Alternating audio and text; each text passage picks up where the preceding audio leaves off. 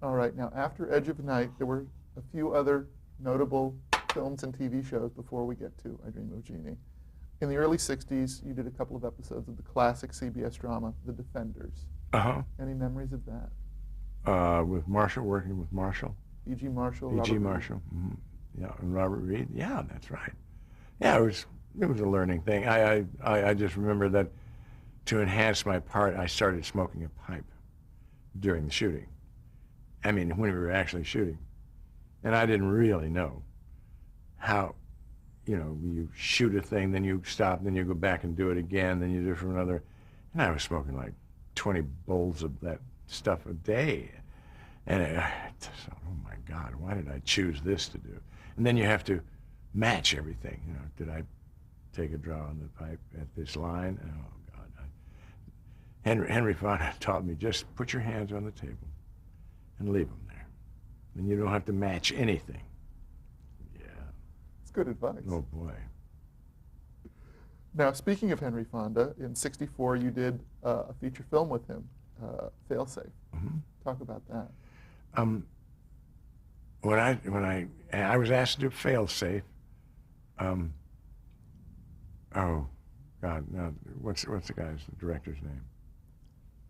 Sidney Lumet. Okay. Sidney Lumet, yeah. I was asked to do Failsafe by Sidney Lumet, the director. He had seen me in the Lahr. He came backstage one night after I was doing the show with Bert Lahr, the beauty part, and he says, here's a book, read it and tell me which part you want.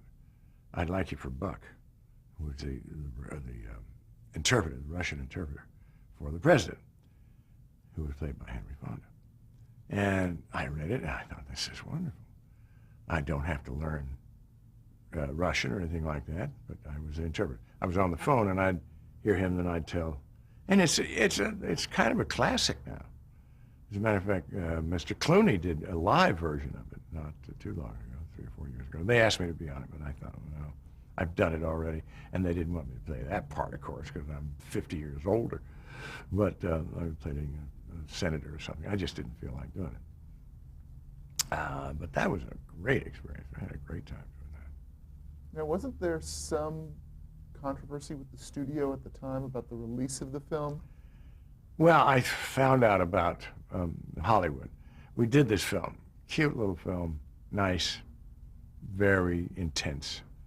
And then Dr. Strangelove was coming out at exactly the same time. So Columbia bought our show and then put it on the shelf for 2 years. In the meantime, I'd come out here and I'd say, boy, I've got a major part in a film.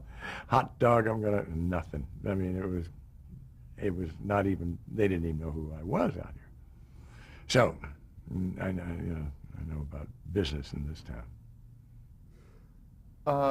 Now, right around that same time, you did another feature film with Otto Preminger, In Harm's Way. Yes. Talk about that experience. Otto Preminger, what a case he was. He was the nicest man. I remember going in to read for him, and I read, and he says, that's very good, that's marvelous, you got the part.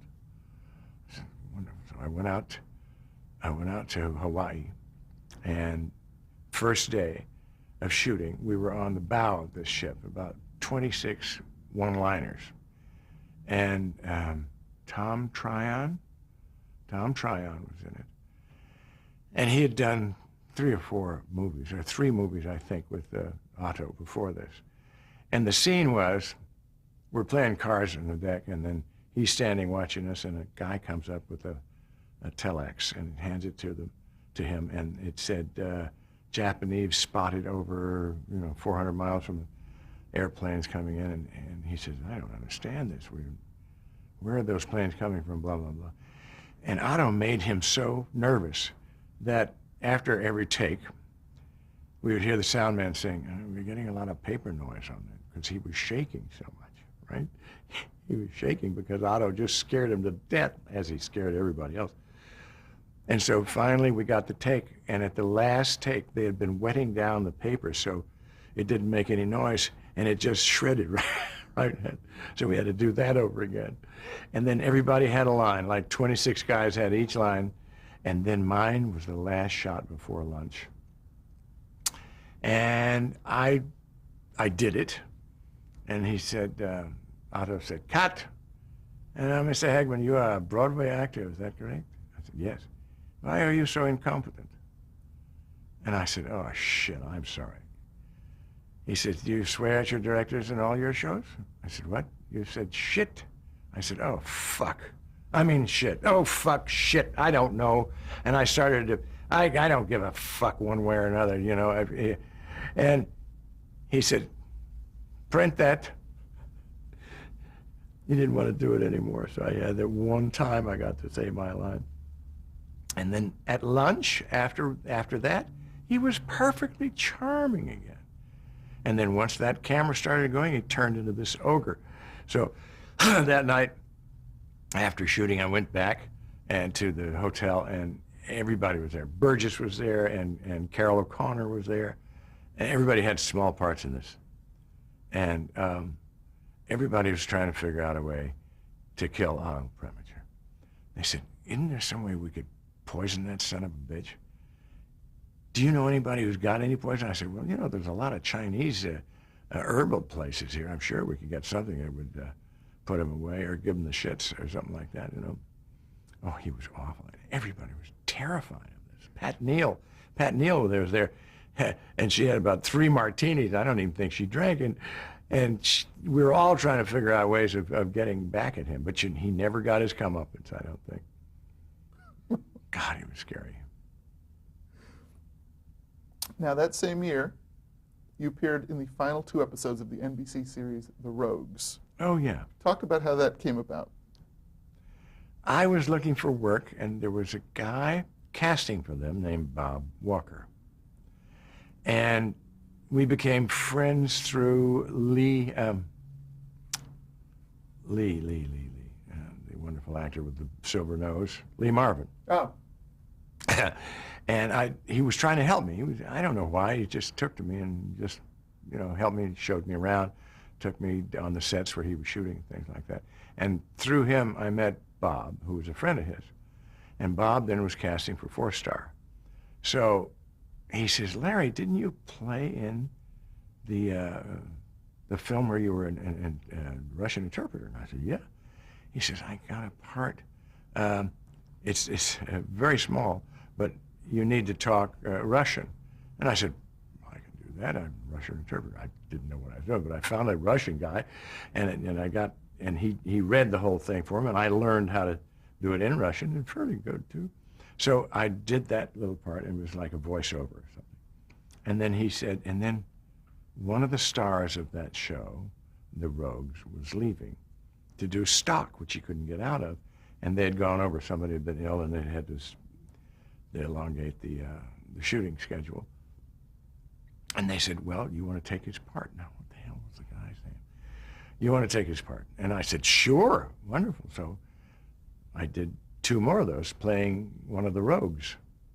And that helped me because we were really broke then. That was the Rogues for me.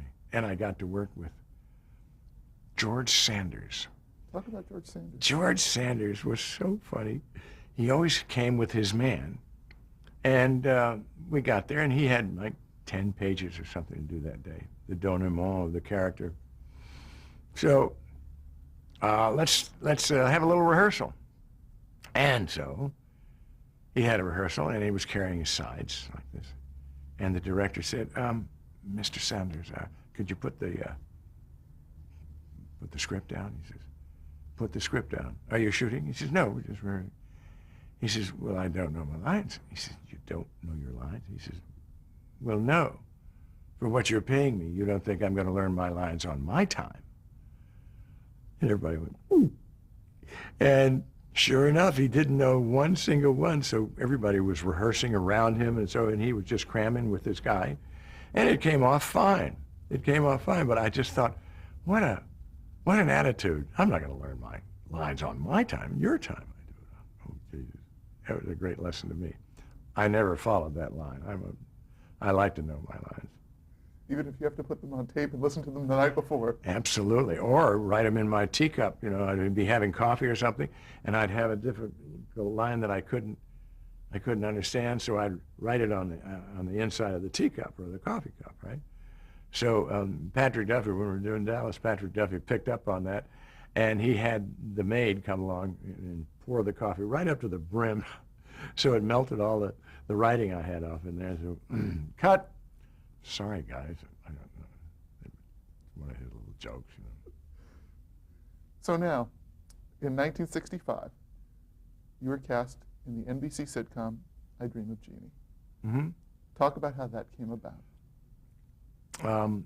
I was pretty broke, and so I took a loan from a friend of mine of $2,000 and gave it to my wife, and we had 2 children by that time, and little kids, and came out to find my fortune out here. Well, I had going to be started on, we'll cut all this stuff out, right? No. No, we're going to leave it just like it is. We don't cut. Oh, shit. Okay. I came out here and I read for several things. And I read for that, and I rehearsed. So when I went in, and the director was Egbert Wandrink Zwackhammer, wonderful guy. And he let me do exactly what I wanted to, because I really rehearsed it with everything, props and so on. And he really liked it. So we did a screen test, and I did that again. And then I did a reading, I think, for Sidney Sheldon, who was the author and the producer, and got it somehow. Now, who else? Are you aware of some of the other actors that have been considered for the part of Major Nelson? Uh-huh. Who were some of the other actors? Oh. There was a guy that was on How the West Was Won. How the West Was Won. What's his name? Anyhow, that was the guy I was up against. Had Barbara Eden already been cast? Oh yeah, she had already been cast. Yeah. At what point in this process did you get to meet her? I don't remember. I never worked with her for the part. We never did a test together. Oh, really? Yeah. So there was never any, let's see if the two of them have chemistry first before we put them together? I don't think so. No, we just started shooting. And, you know, I used to like to learn the whole show, so you're no surprises when you shoot out a sequence and so forth. And so I knew it backwards and forwards, and I knew exactly what I wanted to do. And also I had the advantage of having done comedy on stage, so I could hear the laughs. I could hear where they're supposed to come. And so many kids don't get that opportunity. You know, they just go straight from the street to a comedy starring role. Well, it was fun doing it, and Bill Daly was great, and Hayden Rourke was wonderful. Oh, it was just such a good group, a good family. Let's go through all of these people sort of individually. First of all, talk about your first meeting with Sidney Sheldon and your opinion of him. Sidney, well, I remember asking him some questions about things, and he said, well, I don't really know. And he took out this gold memo pad, I guess, and wrote it meticulously down what I wanted to know. And by God, next day, boom, he had the answers for me. And he always did that, even when I was complaining about the scripts, which I did a lot after the first year because it was getting repetitious. And he thought I was crazy. Liking script. What was his vision of the show? I don't know. I think we all kind of fit into his vision of the show. I think so. I mean, what did he communicate to you as the creator of the show? Well, he left that to the directors mostly. Yeah, we did 10 shows because Barbara was pregnant now. And we did 10 shows back to back, just as fast as we could because she was getting bigger and bigger, and they're adding more veils and stuff like that. And then that director I didn't get along with very well. And he was a very nice guy, but he was of the old school where you did what he told you to do. And I've never been good at that. And I had to bring my own stuff to it. So it came to a parting in the war. They wanted to get rid of me. And the networks wanted to keep me. So, you know, I guess the networks won out. Now, who was this director? Oh, doesn't matter. I wouldn't want to besmirch his name. We didn't get along. We'll talk about what your initial thoughts were about the premise. What is it that you wanted to do? When you heard about the show, when you were up for this part, how did you approach the work and sort of what was your vision of it? That's too sophisticated. In those days, it was a job I was trying to do as best as I could. And it was a kind of a strange thing. Here's this guy that finds this bottle, and out of this bottle comes this absolutely gorgeous, beautiful girl that's 2,000 years old. And she's always on the make for him. I mean, always trying to get him in the sack. And my motivation is, I can't do that because I'm an astronaut, and my career is at stake. I can't, how can you live in my home and that's just not done. And it was like, here's this guy with this beautiful girl who can give him anything he wants, and he can't accept it. And then Roger, my sidekick, is the guy that wants everything. He says, give it to me, I'll do it. Oh, and the chemistry was wonderful between the four of us.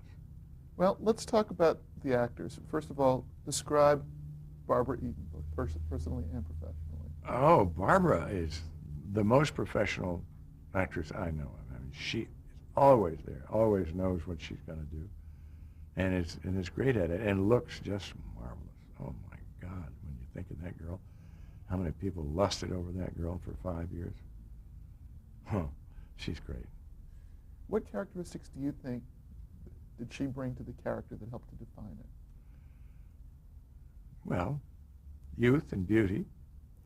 She brought youth and beauty, and she knew a lot more about film and so forth than I did. I'd worked on daytime soap operas. She had done movies and all kinds of stuff. And she was there all the way. Describe sort of her comedic chops. Well, she was just zingy. She was full of energy, and when she came on, you smiled. You just smiled when she came on, because she always came on when it was a breath of fresh air. We'd set up these things, and then she'd come on, pay them off. I mean, I in essence, I was the straight man for that show. And Billy always had the payoffs, or Barbara, or Hayden. And I just kind of bumbled along, Well, let's talk about Bill Daly. Talk about him, talk about his character, and talk about him as a guy. Billy's totally dyslexic. He cannot read the lines the way he reads them backwards and so forth. So he had to have people read his lines for him and learn them that way. At least that's what he told me. And he didn't know the craft very well. He'd never been in this kind of position before. So we used to rehearse. I'd rehearse all the time when you're waiting between setups and for the lighting to be changed and stuff like that. We'd rehearse and find bits of business, little bits of business. And we'd take a dull scene and make it just with business something much more interesting. And he was great at that. And he went on the Bob Newhart show after our show, and he says, Larry, you can't believe this, but I mean, oftentimes we had a run-through, a read-through, and that was it. We went out because Bob didn't like to rehearse. And he says, boy, did I learn from you about rehearsal. I mean, that's the most important thing you can do. I said, yeah, and like on Broadway, you rehearse for a month or so before you go on. And on television, you don't do nothing. I mean, it's just, if you can grab it, a rehearsal while you're being made up, you're lucky, And so he was great. Still is. I see him every now and then. I see him about every 3 or 4 months, and he's just same old chipper Bill. Now, what kind of bits of business would you come up with? Oh God, open a door. I mean, if the scene was dull, we'd try to speed it up and make things happen, like a door, getting your hand caught in a door, or having it shot in your face, or coming back in, double exits, stuff like that, just to keep it moving. We did a lot of movement that was just talking heads, what we were working with. That's what I got kind of disappointed. In Sydney, he made talking heads. But we filled it in and made things happen, fall over a desk or whatever, And so now this kind of stuff would be generated by you and Bill more than, say, a director.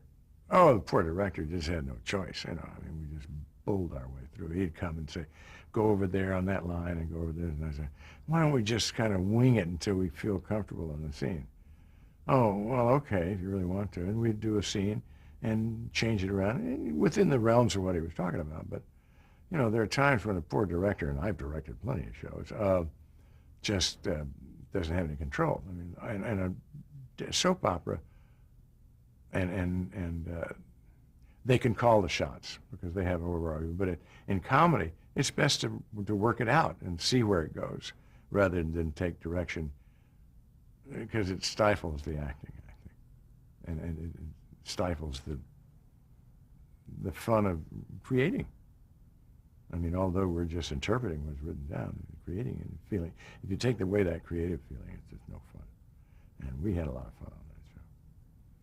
Talk about Hayden Rourke, Dr. Bellows. Hayden was absolutely the backbone of the show. After the third year, I was saying, hey, you know, I really don't like the same scripts. We had basically four scripts that made up like a book. And then we'd do those four, and then we'd have the same four, and the same four, and the same four. And I was getting tired of it. I wanted more writers, so I asked for more writers, and they just couldn't do it. So I said, well, I think I'm going to leave the show. He said, took me aside, said, now, Larry, I'm going to give you the advice of an old man who's been in the business a long time. You leave a successful show, and everybody thinks you're crazy, and they won't hire you. I said, really? Yeah. I said, can't do it, son. Okay, so I'll swallow my pride and do the best I can. And I went to Jackie Cooper, who was the head of Screen Gems at that time. And he said, what can I do for you, Larry? I said, I just, if I can't get more and better scripts, I want more money. He says, how much? I said, I'd like $5,000. Now, this is in the third year. 2 years ago, I didn't know that. Nobody knew it. So he said, okay, I think you're worth it. I was getting $1,750 or something, or maybe $2,000 at the time, which was still a lot of money in those days. But I said, I want $5,000. He said, good, it's yours. And I said, great. He says, but you got to go talk to Chuck Freeze. Now, he's the guy he's the producer on the show, or the money man. Anyhow, I went to him, and he says, no way. Oh, and another thing he said, Jackie said, is, now you talk a little bit too much when you're negotiating. I'm going to give you a good line of action there. Don't shut up. Just shut up. Go in, state your cause and what you want, and then shut up. Don't talk, because you'll talk yourself out of it. So I wrote it inside my hand. Shut the fuck up. So every time I'd feel like rejoining anything Chuck would say, I'd look down and just go. And it got him flustered. I told him I wanted $5,000, and I told him Jackie Cooper said I could get it. Well, he says, you can't do it. We're not going to do it. Establish a precedent, and actors just don't get that kind of money for that kind of show. I said, okay. I didn't say I was leaving or nothing like that. And it got real nervous. And 2 weeks later, I got to $5,000. But if you just shut up and don't talk yourself out of it, it's a good lesson to learn in this business. It's a great lesson. Right now, before we get into the series, let's talk about just the making of the pilot, the experience of it, and sort of coming out of it, sort of what your opinion was of the show. Well, on Jeannie, I knew it backwards and forwards, and I just did everything that I wanted to do. They let me do it, and it was refreshing, and it was really good. I've seen the pilot, and it's really fun, and it was everything I thought it was going to be. You know, I didn't know the odds in those days of a show being successful. I just thought you did it, and then you went on the air. But I mean, you could do 20 and never go on the air, and nobody thought it was going to be a success because they already had. What's the other one? Bewitched? Yeah. Nobody thought it was going to be a success because they had Bewitched on at the same studio in the next studio over from us. So they didn't do it in color. To save money, they did it in black and white. Like maybe $500 or $1,000 per show, they did it in black and white to save money. So unless they've colorized the first year, that's all black and white. Now, this is 1965. There weren't a lot of black and white shows still on television at this point. I think this was just one they were going to throw away. But it fooled them. Got good ratings. So now, talk about a typical weekly production schedule on the show. How far in advance you would get the scripts? How much time did you have for rehearsals? You talked about rehearsing with Bill. Just talk about your average work week on TV. Yeah. Well, we'd get the script on a Monday and read it. And on Tuesday, we'd have blocking of the first day shooting. And then we'd just do it. But we did have enough rehearsal, if you wanted to take it, and I always did. I mean, rehearsal in comedy is, I think, of prime importance. I mean, comedy ain't funny. You can quote me. Somebody said that, and I thought it was really, comedy is really hard work. I mean, Dallas was a breeze next to Jeannie. And funnier, too, I think, sometimes. Now, how long would it take to film an episode? Oh, 3 days. 3 We'd days. shoot 3 days. We'd rehearse Monday and Tuesday, kind of, and then we'd have costume fitting, stuff like that. And shoot Wednesday, Thursday, and Friday. Now, this is what they refer to now as single-camera comedy, Yep, that's right. which for a while there was precious little of on Oh, television. yeah. Was there ever any discussion about trying to do the show in any other way, any other style, but because of the effects? 3 camera or something like that? Yeah. No. I mean, to my knowledge, I didn't hobnob with the higher ups.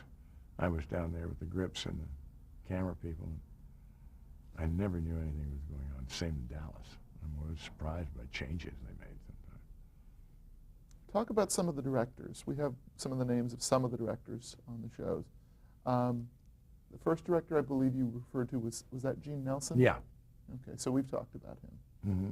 Hal Cooper. Hal Cooper was wonderful. He was one of the best directors I've ever worked with. He was so nice and kind, and he laughed all the time. If you did something spontaneous, he said, "Can you keep that in? You remember it?" I said, "Sure." And he would, he let you develop, and he was really a nice guy.